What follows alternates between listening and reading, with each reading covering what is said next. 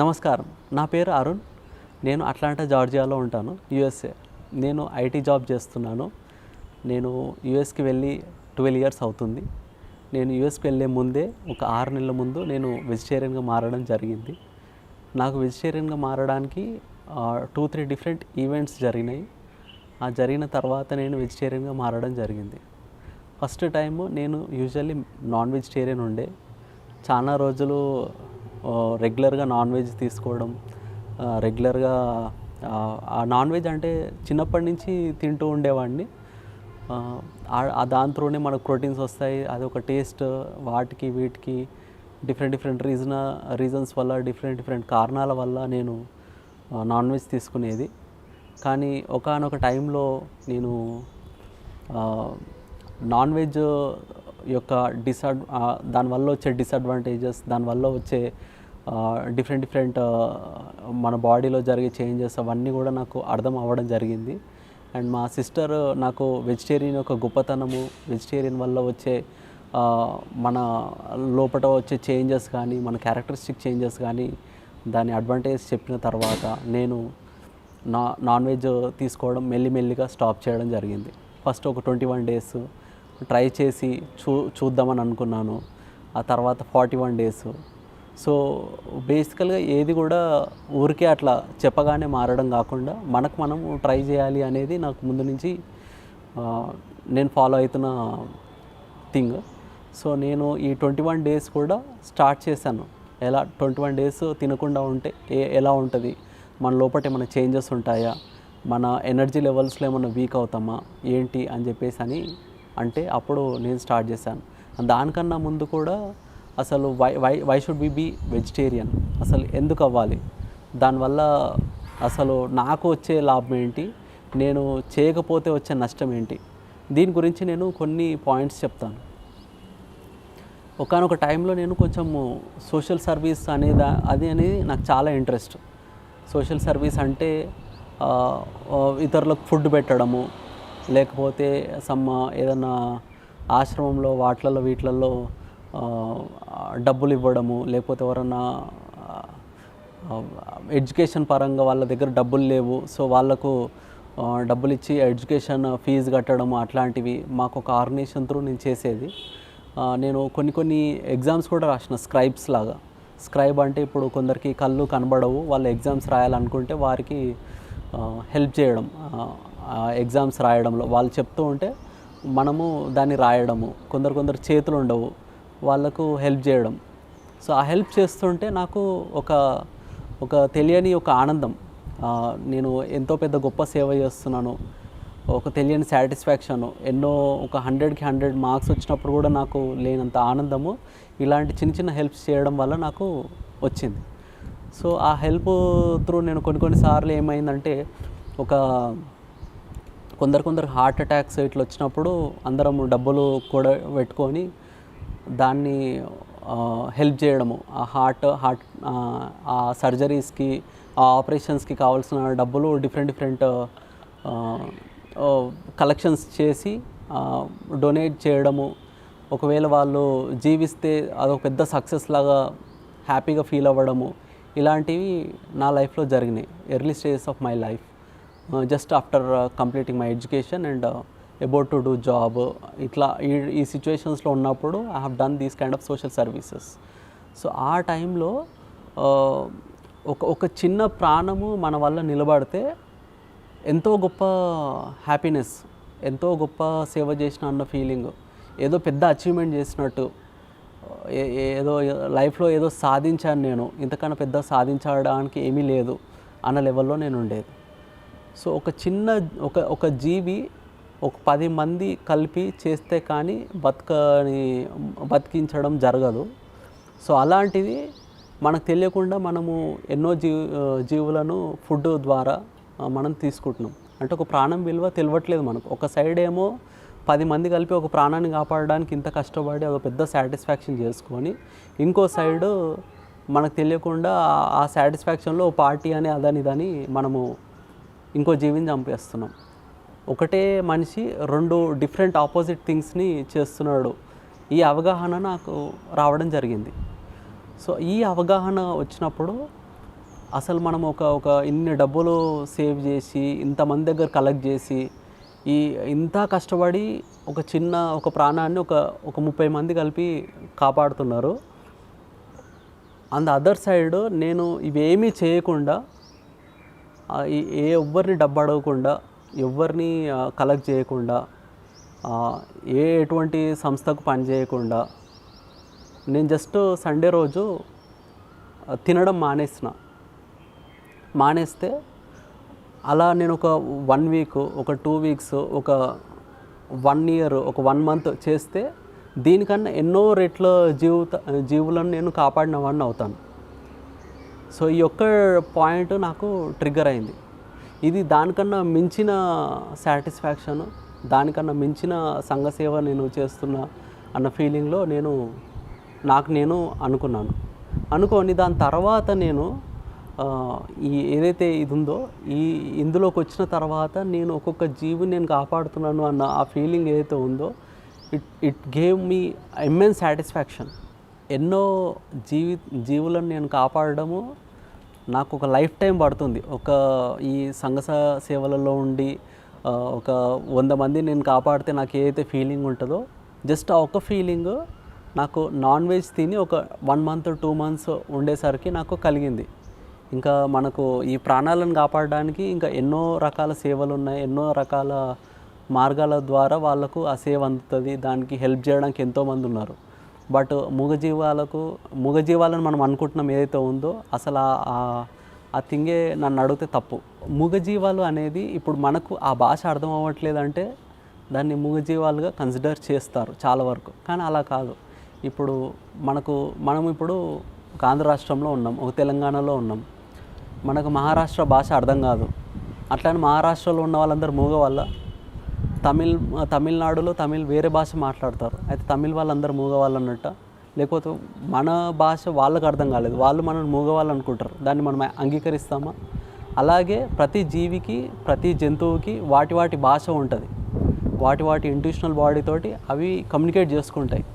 So అవి ఏవి కూడా మూగజీవాలు కాదు, ఏవి కూడా వాటి యొక్క జంతువు శక్తి వాటికి ఉంది, వాటికి పిల్లలు ఉన్నారు, వాటికి కమ్యూనికేషన్ ఉంది, వాటి జీవితం అది ఉంది. దాని ఫ్రీడమ్ దానికి మనం ఇవ్వాలి. ఎప్పుడైతే ఇతర జీవులకు ఫ్రీడమ్ మనము ఇస్తూ ఉంటామో అప్పుడు మన ఫ్రీడమ్ మనకు లభించడం జరుగుతుంది. మీరు చూస్తున్నట్టయితే ఎన్నో మనకు బాడీలో ఇష్యూస్ ఉంటాయి చాలామందికి. కొందరు కిడ్నీ స్టోన్స్ అంటారు, కొందరు హార్ట్లో హోల్ అంటారు, కొందరికి డైజెస్టివ్ ప్రాబ్లం ఉంటుంది, కొందరు బ్రెయిన్ ప్రాబ్లమ్స్ ఉంటాయి, కొందరికి వెన్ను నొప్పి ఉంటుంది, కాలు నొప్పి ఉంటుంది. ఇవన్నీ కూడా మనకు బాడీలో ఎందుకు క్రియేట్ అవుతాయి అంటే మనము ఎక్కడో ఒక దగ్గర ఒక ఫ్రీడమ్ని హరించినాం. ఆ ఫ్రీడమ్ ఎక్కడైతే మిస్ అవుతుందో అప్పుడు అది మనకు రివర్స్లో తగలడం జరుగుతుంది. ఇన్ ద సేమ్ వే మనకి ఎప్పుడైతే ఈ వెజిటేరియన్, ఈ శాకాహారం తీసుకుంటూ ఉంటామో అప్పుడు దాని త్రూ మనకు వచ్చే అడ్వాంటేజెస్ కూడా మనకున్నాయి. చాలామంది అంటుంటారు ప్రోటీన్స్ మనకు నాన్ వెజ్లోనే దొరుకుతాయి, ప్రోటీన్ ఫుడ్ అంటారు, కార్బ్స్ అంటారు. ఇవన్నీ కూడా వెజిటేరియన్ ఐటమ్స్లో కూడా చాలా ఉంటాయి.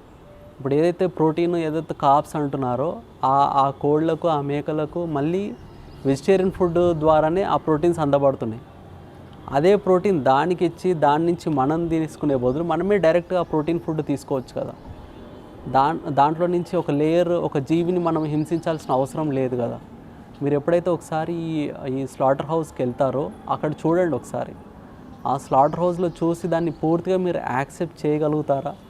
అసలు ఆ స్లాటర్ ఒక ఎనిమల్ చనిపోతుంటే దాని అవస్థ మీరు చూడగలుగుతున్నారా? ఒక్కసారి దాన్ని చూస్తే కనుక మీరు ఎవ్వరు కూడా ఈ నాన్ వెజ్ తినడం, దాన్ని ఎంకరేజ్ చేయడం కానీ చేయరు. అంతేకాకుండా ఒక వెజిటేరియన్లోనే ఎన్నో ఐటమ్స్ ఉంటాయి, ఎన్నో రకాల ప్రోటీన్స్ మనకు వెజిటేరియన్ ఫుడ్లో దొరుకుతాయి. అది మనకు డైజెషన్ ప్రాసెస్కి కానీ మన బాడీ జీర్ణ వ్యవస్థ తయారవ్వడం కూడా అంతా వెజిటేరియన్ ఫుడ్కి అనుకూలంగా అది నిర్మించబడ్డది. మీరు చూసినట్టయితే మీరు ఒకసారి కంపేర్ చేసుకోండి మీ ఒక బాడీ స్థితి, ఒక నాన్ వెజ్ తినే ఈ కార్నివోరస్ ఈ జంతువుల స్థితి, ఇవన్నిటిని మీరు చూడండి, మీకే అర్థమవుతుంది. లాజిక్ లేకుండా చాలామంది చెప్తుంటారు ఇప్పుడు ఆకులలో చెట్లలో జీవం ఉండదా, చెట్లలో ఇది అవ్వదా అని. సో చెట్లు అవన్నీ సెంటినియల్ నాన్ సెంటినియల్ బీయింగ్స్ అని రెండు ఉంటాయి. ఏవైతే నర్వస్ సిస్టమ్ ఉంటుందో, సెంట్రల్ నర్వస్ సిస్టమ్, దేనికైతే ఇది ఉంటుందో, వీటికి స్పర్శ జ్ఞానం ఉంటుందో, వీటికైతే ఇప్పుడు నేను చేయి కోసుకుంటే నాకు నొప్పి అనేది తెలుస్తుంది, నాకు బాధ అనేది ఒకటి ఉంది. ఇవన్నీ చెట్లకు వీటికి ఉండదు. ఈ చెట్లు ఏవైతే ఉంటుందో, ఇప్పుడు ఒక విత్తనం ఉంది, విత్తనం దాంట్లోంచి తీసుకొని ఆ విత్తనం ఇంకో చెట్టు వేయడానికి మనం యూజ్ చేస్తాము.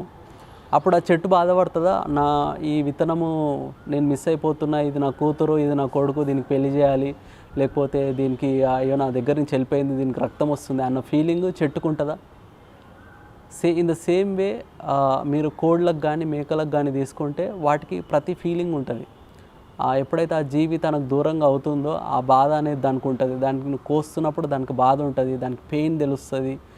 ఇవన్నీ కూడా ప్రతి జీవికి తెలుస్తాయి. ఆ జీవులు అయితే ఏవైతే ఉన్నాయో ఆ జీవులన్నిటిని కూడా మనము హింసించడం అనేది అంతా కూడా నాన్ వెజ్ కిందకే కన్సిడర్ అవుతుంది. ఈ నాన్ వెజ్ తినే వాళ్ళ ఒక్కరికే కాదు ఈ దాని కాన్సిక్వెన్సెస్ అనుభవించాల్సింది ఆ తినే వాళ్ళకి, వండిన వాళ్ళకి, వడ్డిస్తున్న వాళ్ళకి, దాన్ని సప్లై చేస్తున్న వాళ్ళకి, వీళ్ళందరూ కూడా ఈ యొక్క థింగ్ని సపోర్ట్ చేస్తున్న అందరికీ కూడా దీని ఫలం అనేది అందించబడుతుంది. సో అందరూ కూడా దీంట్లో షేరింగ్ వాళ్ళే అన్నట్టు.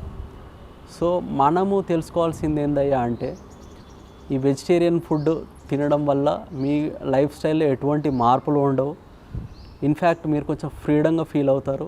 ఎక్కడికి వెళ్ళాలనుకున్నా కూడా స్వేచ్ఛగా వెళ్ళొచ్చు. ఒక కాన్ఫిడెన్స్ మీకు తెలియకుండానే మీకు బిల్డ్ అవుతుంది. Like you are not doing any harm to any of the living beings so far. So ఆ కాన్ఫిడెంట్ ఏదైతే ఉందో ఆ కాన్ఫిడెన్స్ మిమ్మల్ని ఎక్కడికి తీసుకెళ్ళినా కూడా ఒక తలెత్తుకు చూపించే ఆ శక్తి మీలో మీకు తెలియకుండానే క్రియేట్ అవుతుంది. సో దీనికోసం మీరు ఒక ఛాలెంజ్ ఒక 21 days ట్రై చేయండి. 21 days తినకుండా ఉండండి. 21 days డైలీ నాన్ వెజ్ తిని చూడండి. ఈ రెండింటికి క్లియర్ డిఫరెన్స్ మీకే అర్థమవుతుంది. 21 days మీరు రోజు తింటూ ఉంటే అప్పుడు మీకున్న సిచ్యువేషను 21 days అలాంటి ఏమీ తినకుండా ఉండి చూస్తే ఆ బాడీ క్లెన్జింగ్ అనేది, ఆ బాడీలో జరుగుతున్న మార్పులు కానీ ఇవన్నీ కూడా మీకు ఈజీగా అర్థమవుతాయి. ఇది థియరిటికల్గా విని ఊరుకోవడం కాకుండా ప్రాక్టికల్గా మీకు మీరు ట్రై చేయండి. మీకు మీరు ట్రై చేయకుండా ఏది ఎవరిని నమ్మకండి. ఫస్ట్ మీరు ఏదన్నా చెప్పినప్పుడు, ఎవరన్నా చెప్పినప్పుడు don't blindly follow. Just try to implement in your life in your own way and then practice it, then implement it, then try to learn from it, try to experience it before you talk about anything else. So ఇది నేను చెప్పాలనుకుంటున్నాను. So ఇలా మీరు కంటిన్యూస్గా చేయడం వల్ల ఎటువంటి మీలో ఒక తెలియని మార్పులు మీరు చూడగలుగుతారు. ఇది బయట వాళ్ళకి మీరు చెప్పనవసరం లేదు, మీకు మీరే తెలుసుకోగలుగుతారు. అండ్ మీకు వెజిటేరియన్లో కూడా చాలామంది లైక్ అథ్లెట్స్ ఉన్నారు, చాలా పెద్ద పెద్ద బాడీ బిల్డర్స్ ఉన్నారు. అండ్ వెజిటేరియన్లో కూడా చాలామంది మస్కులర్ పవర్ తోటి ఎన్నో డిఫరెంట్ థింగ్స్ చేసిన వాళ్ళు ఉన్నారు. నెట్ఫ్లిక్స్లో ఒక సిరీస్ ఉంటుంది, అది చూడండి. Like it talks about lot of veganism, lot of vegetarianism. తిన్న వాళ్ళకు తినని వాళ్ళకు ఎంత తేడా ఉంది ఏంటి అనేది అంతా కూడా ఆ సిరీస్లో చెప్పబడింది. ఇవన్నీ చూస్తే, చేస్తే, ఇంప్లిమెంట్ అయిన తర్వాత వచ్చే experiences it's all completely different. It's a different ball game. You cannot compare apples with oranges లాగా. మీరు వేరే వేరే వేరే వేరే అన్ని సిచ్యువేషన్స్ అన్నీ తీసుకొచ్చి దాన్ని ఈ రియల్ లైఫ్లో కంపేర్ చేసి వెజిటేరియన్ కాదు నాన్ వెజ్ తినాలి అని చెప్పే వాళ్ళందరికీ కూడా just try your self. You listen to them, you listen to the people who talk about vegetarianism and try to implement both things and then realize that what's best for you. And on any day, any given time, a service to God is nothing but whatever the service you are giving to your co-being. ఏదైతే నీ ఇతర జంతువులకు, ఏదైతే ఇతర ప్రాణకోటికి నువ్వు ఏదైతే ఇస్తున్నావో ఆ సర్వీసే ఆ దైవానికి ఇస్తున్నట్టు. దైవానికి సపరేట్ సర్వీస్ ఇవ్వని అవసరం లేదు. దైవం ఎప్పుడు కోరుకోడు మీరు నాకు ఈ పూజ చేయండి అది చేయండి అని. బట్ హీస్ క్రియేషన్ని నువ్వు ఎలా చూస్తున్నావు, ఆ దైవం నుంచి ఉద్భవించబడిన ఈ సృష్టి ఏదైతే ఉందో ఆ సృష్టిని నువ్వు ఎలా స్వీకరిస్తున్నావు, ఎలా దానికి ఫ్రీడమ్ ఇస్తున్నావు, దాన్ని బట్టే నువ్వు దైవానికి సర్వీస్ ఇస్తున్నట్టుగా దైవం భావిస్తారు. అండ్ చాలామంది అంటారు అసలు ఎగ్గు తినొచ్చు కదా అని. అసలు ఏ చెట్టుకి దేనికి ఎగ్ అనేది తయారవ్వలేదు. అసలు ఎగ్ అనేది ఇంకో పిండమే, ఒక చిన్న baby soul of another living being. ఏ ఎగ్గు కూడా కోస్తే ఒక చెట్టు రాదు, ఓ విత్తనం రాదు, ఇంకో ప్రాణమే వస్తుంది. మన బిడ్డను మనం ఎంతైతే కంటికి రెప్పలా కాపాడుకుంటామో అలాగే ప్రతి కోడి కూడా దాని ఎగ్గుని కాపాడుకుంటూ ఉంటుంది. మన బిడ్డకు మనం ఎంతైతే వాల్యూ ఇస్తామో, మన పిండానికి ఎంతైతే మనం వాల్యూ ఇస్తామో అంతే వాల్యూ మనం ఇతర పిండాలకు ఇచ్చినప్పుడు మాత్రమే మన గౌరవం అనేది నిలబడుతుంది. మన హ్యూమన్ బాడీ అనేది వాల్యూ ఎప్పుడు తెలుస్తుంది అంటే ఆ బిడ్డకు మనం ఏదైతే వాల్యూ ఇస్తున్నామో ఆ వాల్యూ ద్వారానే మనము ఏ స్థితిలో ఉన్నాం అనేది మనకు తెలుస్తుంది. ఆ ఎగ్ అనేది కూడా అంతే. ఇప్పుడు చాలామంది కొందరు ఎగ్ కొన్ని సమ్ కెమికల్ రియాక్షన్స్ తోటి కూడా తయారు చేస్తున్నారు అని అంటారు. కొన్ని ఇంజెక్షన్స్ త్రూ అక్కడ ప్రాణం ఉండదు, ఆ ఎగ్గుకు ఎన్ని రోజులు ఇంట్లో పెట్టుకున్నా కూడా దానికి రాదు అని చెప్పేసి అని అంటున్నారు. బట్ దాంట్లో ఫ్యాక్ట్ ఏంటంటే చాలా వరకు అర్థం చేసుకోవాల్సింది, దాన్ని పురిట్లోనే చంపేస్తున్నారు. ఆ ఎగ్గుని చంపి ఎప్పటికీ ఇంకా అది కోడిలాగా మారకుండా దాన్ని చేస్తున్నారు. అటువంటి ఎగ్గుని తీసుకోవడం ఎంతవరకు న్యాయం అనేది మీకు మీరే ఒకసారి ఆలోచించుకోండి. అది మీ విచక్షణ జ్ఞానానికే వదిలేస్తున్నాను. Egg is never a vegetarian thing, egg is never a vegan at all. Egg is always a baby soul, a baby hen, a baby chicken is always there inside egg. మీరు చూసినట్టయితే ఇప్పుడు మనకు ఎన్నో దేవాలయాలు ఉంటాయి. కొందరు అయ్యప్ప స్వామి మాల అంటారు, కొందరు ఆంజనేయ స్వామి మాల అంటారు. ఏ మాలలో కూడా ఎక్కడ కూడా నాన్ వెజ్ గురించి అసలు చెప్పరు. ప్రతి దాంట్లో మినిమం వెజిటేరియన్ ఉండాలి అని అంటారు. ఒక గుడికి వెళ్తున్నా వెజిటేరియన్ ఉండాలి మినిమం అని చెప్పేసి అని అంటారు. దాని వెనకాల రీజన్ ఏంటి అది మనం అర్థం చేసుకోవాలి. అంటే ఒక పవిత్రమైన స్థితిలో మనము ఆ ఆలయంలోకి, ఆ మాలలోకి, ఆ నిష్ఠలోకి, ఆ నియమాల్లోకి ఉండాలి అంటే మినిమం బేసిక్ క్వాలిటీ అన్నట్టు. సో ఆ క్వాలిటీలో ఈ వెజిటేరియన్ అనేది యాడ్ చేయబడ్డది. ఇప్పుడు మీరు ఉదాహరణకు వాళ్ళు మండల దీక్ష అని చెప్పేసి అని అంటుంటారు. ఒక 41 days ఏదైతే మనం దీక్ష చేస్తామో మనకు తెలియకుండానే మన బాడీలో మన బ్లడ్ సెల్స్ అన్నీ కూడా ఒక 41 daysలో రీజనరేట్ అవుతాయి. ఆ రీజనరేట్ అయిన స్థితిలో నుంచి మనము కొత్త మనిషిగా మనము రూపాంతరం చెందుకుంటాం. దానికోసమే అందులో మనకు 41 days అనేది చెప్పబడడం జరిగింది. సో మీరు ఇక్కడ తీసుకున్నట్టయితే కొందరు సోమవారం అని చెప్పేసి అని అంటుంటారు, కొందరు మంగళవారం ఆంజనేయ స్వామికి అంటుంటారు, శనివారం వెంకటేశ్వర స్వామికి అంటుంటారు. ఇలా ప్రతి ఒక్క రోజు ఒక దేవుని పేరు చెప్పుకొని మనము తినడం ఆపేస్తున్నాం. అంటే దాని అర్థం ఏంటి? దాన్ని మనం క్షుణ్ణంగా అర్థం చేసుకోవడానికి ట్రై చేస్తే అంటే ఆ రోజు నేను పవిత్రంగా ఉంటాను, ఆ రోజు ఆ దేవుడు స్థితి దగ్గరగా ఉంటాను. నేను ఆ దేవుడికి దగ్గరగా ఉండడము నేను నేను ఎంత పవిత్రంగా ఉండాలో అంత పవిత్రంగా ఉంటాను అని మనం తెలుసుకోకుండా తీసుకున్న డెసిషన్ అన్నట్టు. ఆ డెసిషన్లో భాగంగా మనకు తెలియకుండా సబ్కాన్షియస్గా మనం ఏం ఫిక్స్ అయినామంటే నాన్ వెజ్ తినడం అనేది కరెక్ట్ కాదు అనే విషయము మనమే తెలియకుండా ఒప్పుకుంటున్నాం అన్నట్టు. సో ఈ ఒప్పుకున్న విషయంలో మళ్ళీ డిఫరెంట్ లాజిక్స్ ఉంటాయి. ఇప్పుడు కొందరు 12 దాటిన తర్వాత తిందాము, లేకపోతే 12కి ముందే తినేద్దాము, నెక్స్ట్ డే మళ్ళీ నాకు ట్యూస్డే వస్తుంది, ఆంజనేయ స్వామి కోప్పడతాడు. ఇక్కడ చాలామంది అర్థం చేసుకోవాల్సిన లాజిక్ ఏంటంటే ఇప్పుడు 12కి ముందు కడుపులో వేస్తున్నావు, 12 తర్వాత అది కడుపులో ఉంటుందా లేకపోతే కోసి బయటికి పడేస్తున్నావా? కడుపులో అలాగే ఉంటుంది, అది పోవట్లేదు. ఆ 12 దాటిన తర్వాత పోయిన ప్రాణము 12 తర్వాత మళ్ళీ వచ్చేస్తుంది ఆ ప్రాణం దానికి. ఇప్పుడు నేను ఈరోజు మర్డర్ చేస్తాను, ట్యూస్డే రోజు నేను మర్డర్ చేయను అని చెప్పేసి అని అంటాం. ఏ రోజు చేసినా అది మర్డరే, ఏ రోజు చేసినా కిల్లింగే, ఏ రోజు తిన్నా అది నాన్ వెజ్. అండ్ ఇంకొకటి మనం అర్థం చేసుకోవాల్సింది, ఇప్పుడు మంగళవారము ఆంజనేయ స్వామి అని అంటాం, బుధవారంకి వచ్చేసరికి ఆంజనేయ స్వామి మాయమైపోతున్నాడా? సడన్గా దేవుడు ఓన్లీ ట్యూస్డే రోజు స్కెడ్యూల్ వేసుకొని మన ఇంటి ముంగట్టుకు వచ్చి కూర్చుంటున్నాడా? ఇది మనం సిద్ధాంత పరంగా మనం అర్థం చేసుకోవాలి. దేవుడు ప్రతిరోజు ఉన్నాడు, ప్రతి ప్లేస్లో ఉన్నాడు. దేవుడు గుడిలోనే లేడు. గుడికి వెళ్ళినప్పుడు తింటాను, గుడి బయటికి రాగానే దేవుడు మాయమైపోయాడు అంటే దేవుడిని ఎంత చిన్నగా చూస్తున్నారో మీరు అర్థం చేసుకోండి. దేవుడు ప్రతి ప్లేస్లో, ప్రతి వేళలా, ఎల్లవేళలా, అనుకున్న రోజు, అనుకున్న స్థితిలో మనకు అవైలబుల్గా ఎప్పుడూ ఉంటాడు. ప్రతి జీవిలోనూ ఉంటాడు, ప్రతి చెట్టులోనూ ఉంటాడు. ఈ విశ్వంలో దేవుడు లేని ప్లేస్ ఎక్కడ? ప్రతి ప్లేస్లో ఉన్నాడు. సో అలాగే నాన్ వెజ్ అనేది రాత్రి తిన్నా తప్పే, పొద్దున తిన్నా తప్పే, మంగళవారం తిన్నా తప్పే, శనివారం తిన్నా తప్పే. శనివారం తప్పు, ఆదివారం కాగానే రైటు అవ్వదు. ఎప్పుడు కూడా తప్పే, అది ఎవరు చేసినా, ఏ టైంలో చేసినా. సో అదేవిధంగా ఈ నాన్ వెజ్ డేస్ పరంగా మీరు ఏదైతే చేస్తున్నారో అది రెగ్యులర్గా చేస్తే ఇంకా దేవుని దగ్గరికి తొందరగా వెళ్తారు కదా, దేవుని తొందరగా రీచ్ అవుతారు. అండ్ కొందరు క్రిస్టియన్ అని చెప్తారు, నాన్ వెజ్ రెగ్యులర్గా తింటారు. అక్కడ కూడా మీరు అర్థం చేసుకోవాల్సింది ఏంటంటే, ఇప్పుడు మనకు జీసస్ అనేటైనా కరుణామూర్తి అని చెప్పి పేరు. కరుణామూర్తి, ఆయన ఎంత చేసినా కూడా ఎంతో ఉదారపూర్వకంగా ఉండే వ్యక్తి. ఆయన చేతులకు సిలువలు వేసినా కూడా ఈ జనాలకు ఎవ్వరికి తెలియక చేస్తున్నారు అని చెప్పేసి అన్న గొప్ప మనిషి.